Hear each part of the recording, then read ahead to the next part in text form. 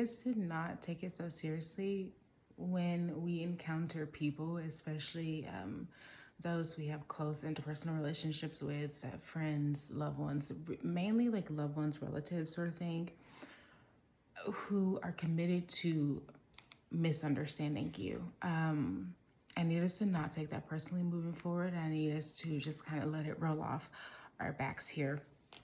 And I say that because people could be committed to misunderstanding you and have no concept of the pain that that causes you.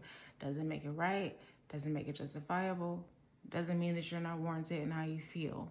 Never said any of that. What it does mean though is just you have an understanding of something that they lack, something that they are working towards. You can only meet someone as far and as deep as they have met themselves. And if they have not met themselves there yet, what makes you think they're going to be able to meet you there? And it doesn't mean that they don't love you. It just means they don't have the capacity. They don't have the framework. They don't have the bandwidth. Just like something to keep in mind. And honestly, find levity in the situation. Okay, yeah, you see that they don't, they don't understand you, right? And can't, and have this sort of fixed perception of you. And what? So what? Does that change the work that you've done? Does that change the person that you've become? Does that change how you're going to show up around them just because they don't understand? I hope it wouldn't, right? So that's something that we need to work on, kind of standing in our power, even in front of people who, on one level or another, have tried to discredit that power, would hate to see us empowered because it highlights just how disempowered they are. And I'm talking about people who, yes, they've harmed you, right? But do not have malintent. And that requires discernment. I'm asking a lot here right now. This is not an easy thing, but it's more of a reflection of you, not in a superiority way, but it is a good measure for you to understand how much you yourself are growing. Can you be in spaces where people, aren't necessarily as receptive to your light, right? And can you stand in that? Or do you still feel the need to shrink? Or do you feel the need to, and look, if you're not there yet, kind of avoid them as best as you can until you can get to that space, if you were ever able to get to that space. But I hope that you are, because it is very freeing to understand that you're in a room full of people who don't necessarily mean you harm, but do not have the capacity to understand you and will write you off at any given moment. And it doesn't stop you from being who it is that you are, from showing up fully in your authentic self, shining regardless. This isn't like a preying on your downfall sort of thing.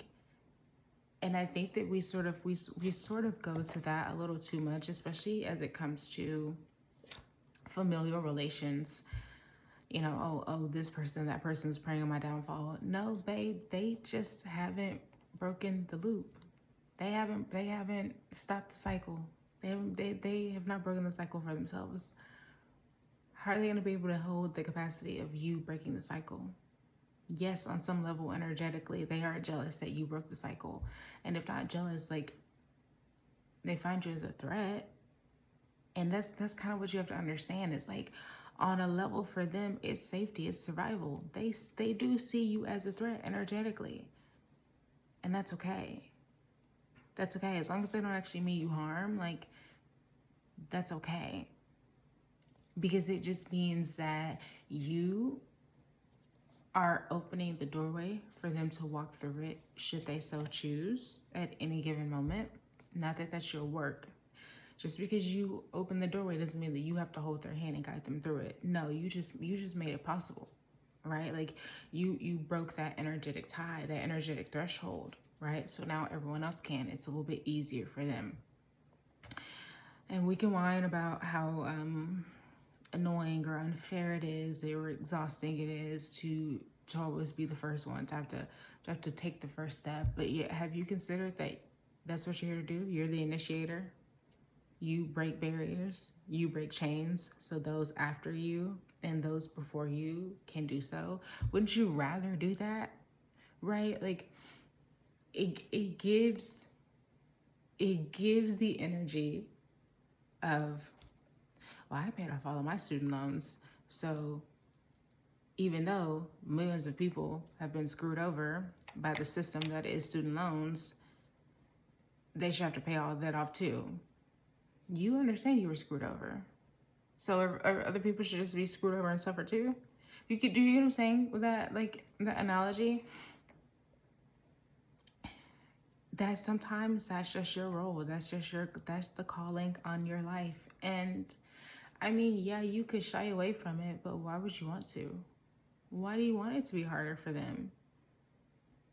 Unless you're carrying animosity for things, and that's for you to work through. And that's not a shame thing, right? You are justified in the feelings that you have, and you have to take your time. You have to really work through them. You owe that to yourself.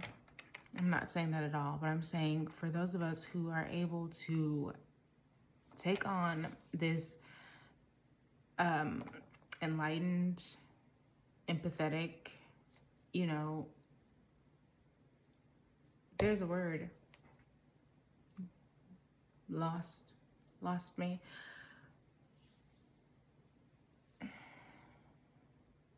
Whatever. Why not just extend them grace, right? I mean, it's their first time doing life as well. And that gets really sticky. That gets really tricky for a lot of people. I lose a lot of people here.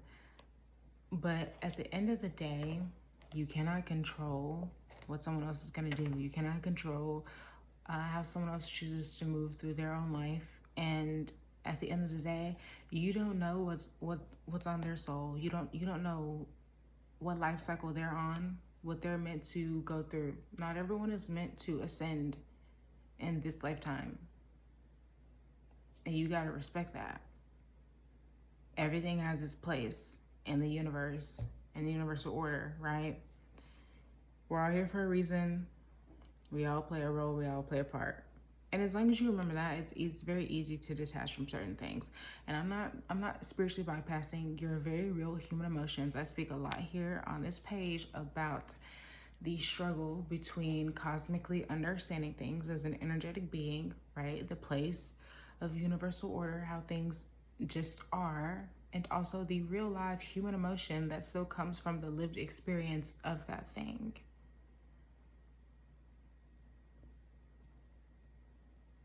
Multiple things can be true at once. Multiple things can exist at once. And guess what? We are multifaceted, multidimensional beings. So you have the capacity and you've already exhibited the capacity. So keep it up. And yes, we are expecting more from you moving forward because we need more people who just let this shit roll off of you. And you want to know why you need to let it roll off of you? Because it keeps you light. It adds levity to the situation. It keeps an unseriousness to it. You're detached, right? You can process that human emotion, quickly alchemize it, transmute that energy, and keep it pushing so that you can continue to bring more light into this world, so you can continue to help, humanity raise its consciousness, so that you can continue to believe in hope, right? Light, joy, not doom and gloom and, this like defeatist sort of mentality. That's kind of the point of it, and maybe you feel like the sacrificial lamb and there's merit to it. Maybe you are. Hell, maybe you are. And then it's like, okay, well, what if that's the calling on your soul? And then what? And then what? Now you know that. Feel how you feel about it. And then now what are you going to do about it? I mean, you got one or two options. You're either going to shy away from it, or you're gonna saddle up and do what's got to be done.